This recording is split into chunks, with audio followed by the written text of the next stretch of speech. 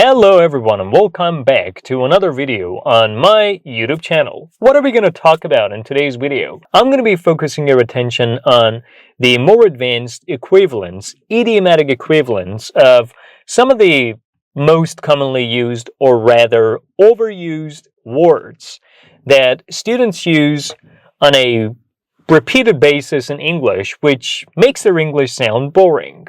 But thanks to today's lesson, by the end of today's video, you will have learned some advanced idiomatic equivalents of all these simple words that students use repeatedly. Are you ready to take your English to the next level? Of course you are, which is why you're here watching this video. But before we continue with the rest of today's video, I kindly want you to like this video in support of this small YouTube channel to help it grow and get exposed to a larger number of people and students. Subscribe if you haven't done so yet. Leave some positive comments down below as well. Let's get started. The first most commonly overused word is the word help. Like, we use this verb all the time. Help. She helped me. I'll help you. They'll help us. I was helping her. But are there any other equivalents that we can use instead of this word? Of course. Instead of help, you can use the advanced equivalent of to lend someone a hand. To lend someone a hand. To lend someone a hand. When you lend someone a hand, you try to help and assist someone. So to lend someone a hand, an example. I really need some help. Could you lend me a hand? I really need some help. Could you lend me a hand? I really need some help. Could you lend me a hand? Which means I really need some help. Could you help me? Could you assist me? Could you provide me with help and assistance? So instead of repeating the verb help, you can take advantage of its idiomatic equivalent, which is to lend someone a hand. The second commonly used phrase is to do something successfully, right? For example, I did it successfully. You will do it successfully. But a more advanced way of saying so is by saying you come out of something smelling of roses. You come out of something smelling of roses. To come out of something is smelling of roses. So when you come out of something smelling of roses, that means you've done something successfully. You've done something well, and you feel proud of yourself for having done something successfully. So to come out of something is smelling of roses. An example. I hope you come out of your interview smelling of roses. I hope you come out of your interview smelling of roses, which means I hope you do your interview successfully. I hope you meet with success in your interview. So, to come out of something smelling of roses. The other equivalent is to come out on top. To come out on top. To come out on top. To come out on top. When you come out on top, you've done something successfully, or you meet with success in something that you've done. So to come out on top. An example. I know you had a tough exam, but do you think you will come out on top? I know you had a tough exam, but do you think you will come out on top? Which means I know you had a difficult exam, but do you think you've met with success in your exam? Or do you think you've taken your exam successfully? The other commonly overused English word is the adjective expensive. But are there any more advanced equivalents that we can use instead of repeating expensive? The answer is yes. You can say something breaks the bank. Something breaks the bank. Something breaks the bank. When something breaks the bank, it's really expensive. It's very expensive and unaffordable. An example. Most electric cars really break the bank. You really need to be rich to afford them. Most electric cars really break the bank. You really must be rich to afford them, which means most electric cars are very expensive.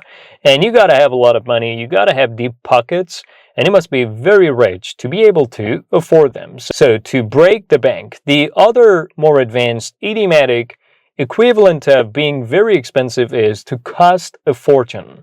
To cost a fortune. To cost a fortune. When we say something costs a fortune, it means something is very expensive. Something breaks the bank. An example. These flights cost a fortune. How can you afford them? These flights cost a fortune. How can you afford them? The third idiomatic equivalent of the adjective expensive is to cost an arm and a leg. To cost an arm and a leg. When something costs an arm and a leg in English, It is very expensive. It costs a fortune. You really need to be rich to be able to afford it. Or you really need to have deep pockets, which means you really need to be rich, or you got to be rich to be able to afford it. Let me give you an example. Why do most brands cost an arm and a leg? Why do most brands cost an arm and a leg? Why do most brands cost an arm and a leg? Why do most brands cost an arm and a leg? Which means, why do most brands cost a fortune? Why do most brands break the bank? Why are most brands so expensive? The other commonly overused English adjective is the word cheap. When we want to talk about something which is affordable, we use the word cheap again and again and all over again in a boring way. But the following two advanced equivalents that I'm about to teach you will help you make your conversation and your English speech more exciting and will actually add color to your speech. The first one is to be easy on the wallet. To be easy on the wallet. To be easy on the wallet. When something is easy on the wallet, it is cheap and it is affordable. So, to be easy on the wallet. An example. If your product is easy on the wallet, it will sell like hotcakes. If your product is easy on the wallet, it will sell like hotcakes.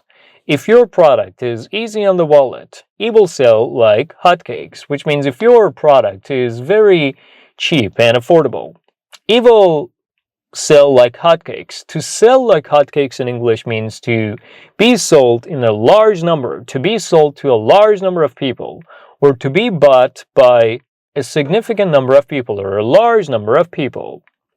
The other equivalent is to suit every pocket.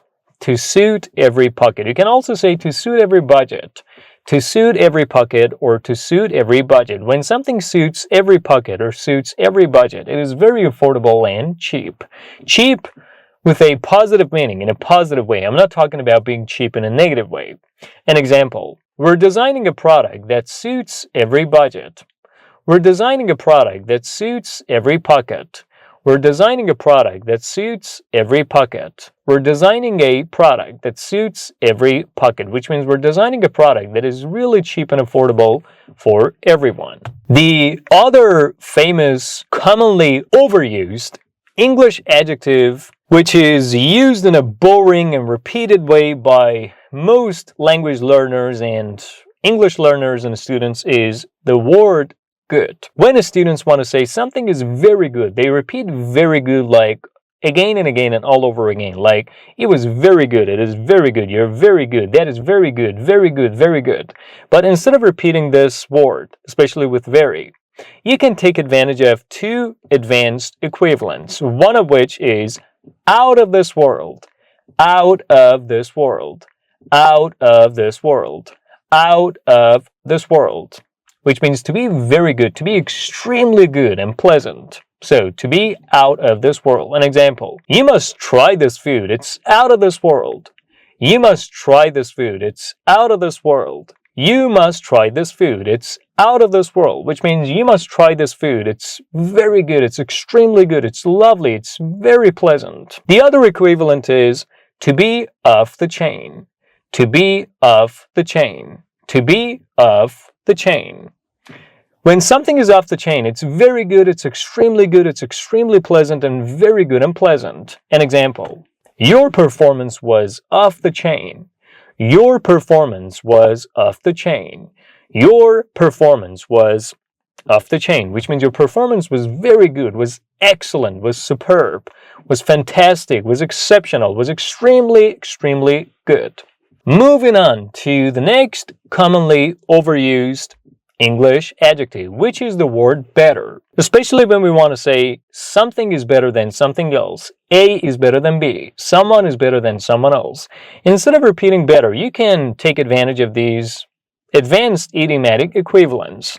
The first one is to be miles ahead of someone or something, or to be streets ahead of someone or something. Instead of miles, you can use streets, and instead of streets, you can use miles. So you can use miles and streets interchangeably in this English idiom. To be miles and streets ahead of someone or something, which means to be much better, far a whole lot and way better than someone or something else. So to outperform, outdo someone else, or to be far better than someone or something else. So to be miles or streets ahead of someone or something. An example, Japanese cars are miles ahead of their rivals when it comes to quality. Or Japanese cars are streets ahead of their rivals when it comes to quality. Which means Japanese cars are far, way, much, a whole lot better than their rivals when it comes to quality, in terms of quality, from the viewpoint and perspective of quality. The other equivalent is to stand head and shoulders above someone or something. To stand head and shoulders above someone or something. To stand head and shoulders above someone or something. When something stands, or you stand head and shoulders above someone or something else, you're far, much, and way better than someone or something else. Or something is far, much, and way, or a whole lot better than something else. An example, I always buy Japanese products because their quality stands head and shoulders above other products. I always buy Japanese products because their quality stands head and shoulders above other products, which means I always prefer Japanese products to other products because of their quality, because of their high quality, because of them being top-notch, or because of their quality being much, far, way, and a whole lot better than that of other products. The other equivalent of better that you can use instead of repeating this word is to leave someone or something in the dust. To leave someone or something in the dust. To leave someone or something in the dust. When one thing leaves another thing in the dust, it is far, much, and way better than it, or outperforms it.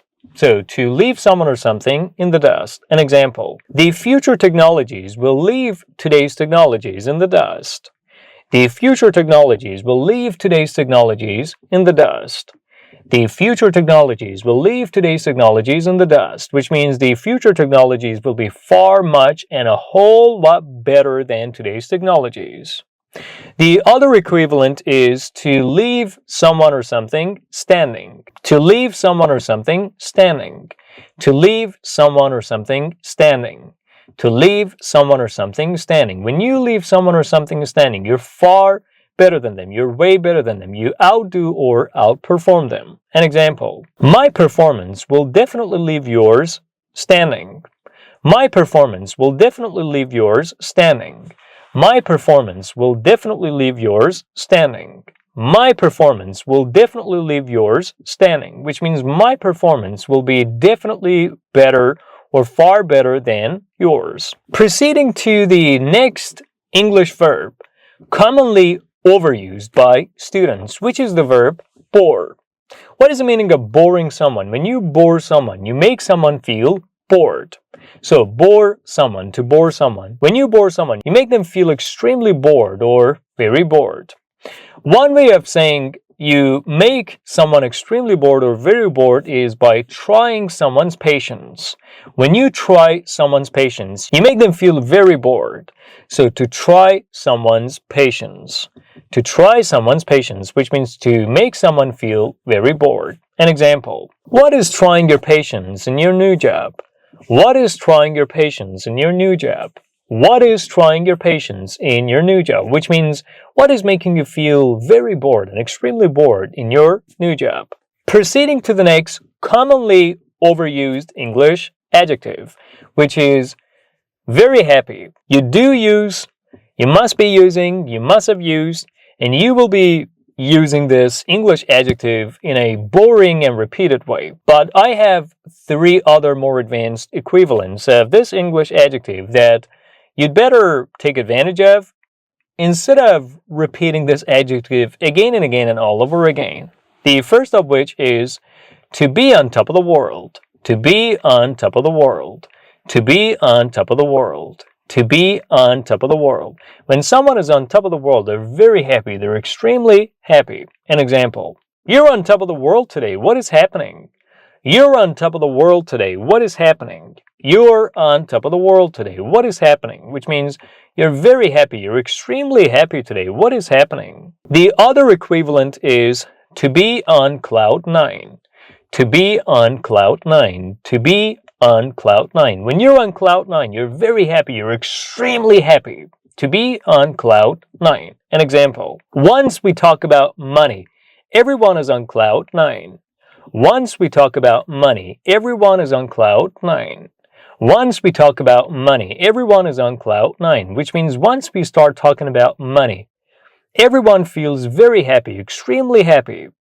And the other advanced equivalent of very happy is to be walking on air. To be walking on air. To be walking on air. To be walking on air. To be walking on air. She's been walking on air since she found her dream husband. She's been walking on air since she found her dream husband.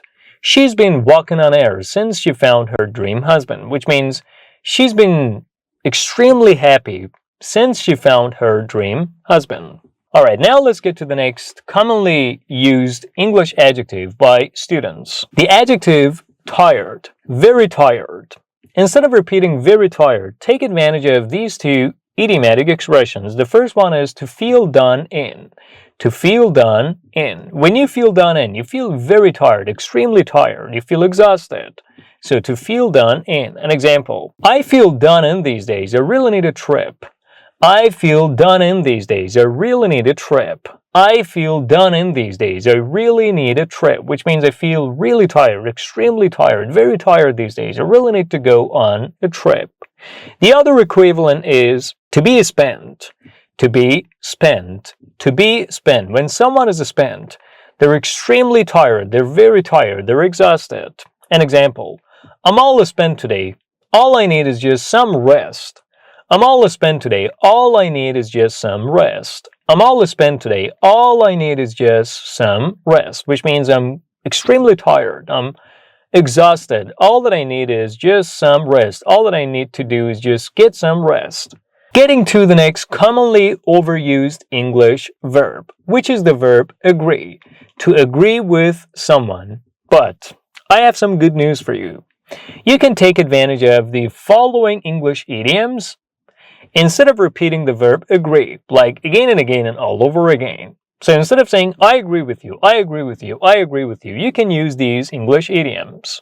The first one is to see eye to eye with someone. To see eye to eye with someone. To see eye to eye with someone, which means to completely agree with someone. An example. I think she's lost her mind. What do you think? I think she's lost her mind. What do you think? Well, I see eye to eye with you. She's not herself anymore. I see eye to eye with you. She's not herself anymore, which means I completely agree with you. She's not herself anymore. She's out of her mind. She's lost her mind. The other English phrase that you can use instead of I agree with you is I'm of one mind with you.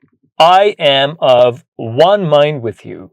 I am of one mind with you, which means you and I think alike, and I think in the same way as you do about something, or I have the same opinion on something as you have, and I completely agree with you. An example. I think the world economy is failing. I think the world economy is failing. What do you think? Well, I'm of one mind with you. I'm of one mind with you. I think the world economy is failing. What do you think? Well, I'm of one mind with you, which means I completely agree with you. And finally, we're getting to the last commonly overused English verb of today's video, which is the verb annoy. Whenever someone does something that upsets us, or something that makes us angry, something that tries our patience, something that makes us feel annoyed or annoys us, we resort to using the verb annoy, like she annoyed me. I hope I don't annoy you. I hope you don't find what I'm saying annoying. I don't want to be annoying you. Instead of repeating the verb annoy, you can use these idiomatic expressions. The first one is to get on someone's nerves. To get on someone's nerves.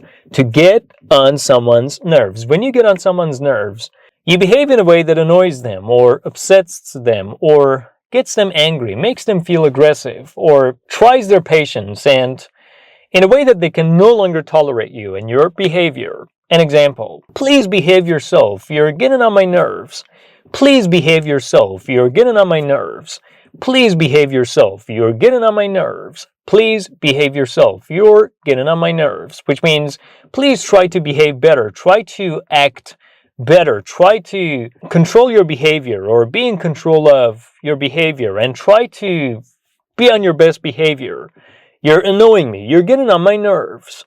The other advanced equivalent is to get on the wrong side of someone. To get on the wrong side of someone. To get on the wrong side of someone. When you get on the wrong side of someone, you make them feel angry, you make them feel upset, you upset them, annoy them. You behave in a way towards them that makes them feel annoyed, upset, and also you've behaved towards them or you're behaving towards them in a way that you're trying their patience and you're making them feel bored in a way that they can no longer tolerate you and they're about to react to your wrong behavior. An example, what gets on the wrong side of me most is his childish behavior. What gets on the wrong side of me most is his childish behavior, which means what annoys me most, what upsets me most, what makes me angry most, what exasperates me most is his childish behavior. And finally, the other idiomatic equivalent is to get under someone's skin. To get under someone's skin. To get under someone's skin. When you get under someone's skin, you constantly annoy them, you constantly upset them, you constantly anger them or make them feel angry. You constantly get on their nerves or get on the wrong side of them. An example, if you keep getting under my skin, you leave me with no choice but to break up with you, which means if you keep annoying and upsetting me, you leave me with no choice but to break up with you and not talk to you anymore or see you anymore or talk to you on the phone anymore. And that's about it, guys. In today's video, you learn some more advanced equivalents of all these overused English words, including adjectives and verbs, that you've been repeating in an annoying way or in a boring way. Now what I kindly want you to do is like this video. Now that you've kept watching this video up to this point, subscribe if you haven't done so yet and leave some positive comments down below. I'll be back soon.